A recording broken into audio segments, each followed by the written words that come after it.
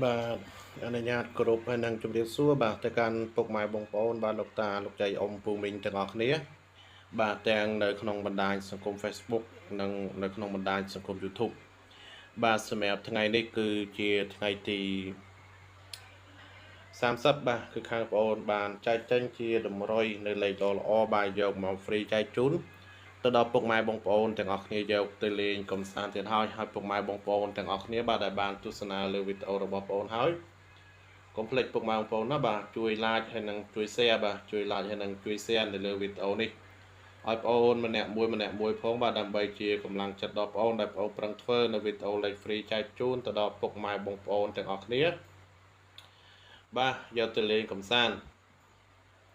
បាទសម្រាប់ថ្ងៃទី30នេះផងដែរបាទសម្រាប់ពុកម៉ែបងប្អូនដែលចង់បានលេខល្អលេខច្បាស់បុកចំបាទលេខតូច2គ្រាប់បុក2ប៉ុស្តិ៍ពីខាងបងប្អូនយកទៅលេងគឺពុកម៉ែបងប្អូនទាំងអស់គ្នាបាទអាចឆាតមកកាន់ឈ្មោះ Facebook របស់បងប្អូនបានពុកម៉ែបងប្អូនណាបាទសម្រាប់ពុកម៉ែបងប្អូនទាំងអស់គ្នា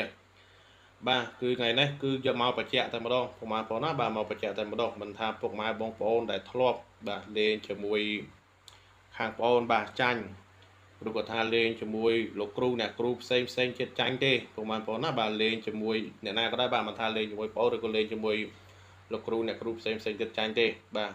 កុំមកបាក់ទឹកចិត្តពុកម៉ែបងប្អូនណាបាទកុំមកបាក់ទឹកចិត្តឆាតមកបងប្អូននៅក្នុងថ្ងៃទី30នេះបាទឆាតមកបងប្អូនក្នុងថ្ងៃទី30នេះគឺបងប្អូនមានលេខ VIP ច្បាស់បុកចំបាទឲ្យពុកម៉ែបងប្អូនយកទៅចាក់ស្រង់ដើមវិញពុកម៉ែបងប្អូនណាបាទយកទៅចាក់ស្រង់ដើមចាក់សងសឹកចាក់យកលុយមេវិញបាទ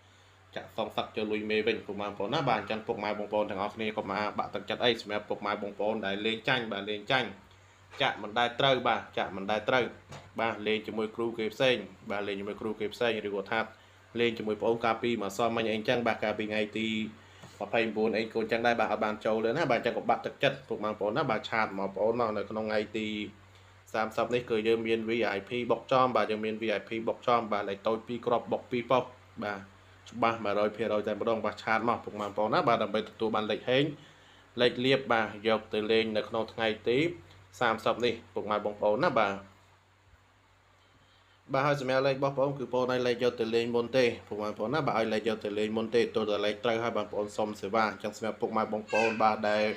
ចង់បានលេខល្អលេខច្បាស់បាទយកទៅសងសឹកបាទបញ្ជាក់ម្ដងហើយម្ដងទៀតពុកម៉ែបងប្អូនណាបាទមានតែលុយសម្រាប់ធ្វើដើមសិនចុះបាទមានតែលុយសម្រាប់ធ្វើដើមសិនចុះ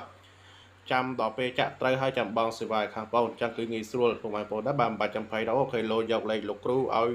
សេវាមុនអីខ្លាចលោកគ្រូបោកបាទមិនបាច់ចាំភ័យទេបាទយកលេខទៅលេងមុនតើតែលេខត្រូវហើយបាទបងប្អូនសុំសេវាពីពុកម៉ែបងប្អូនទាំងអស់គ្នាតាមក្រោយបាទអញ្ចឹងថ្ងៃនេះគឺមានតែប៉ុណ្្នឹងទេបាទពុកម៉ែបងប្អូនណាបាទ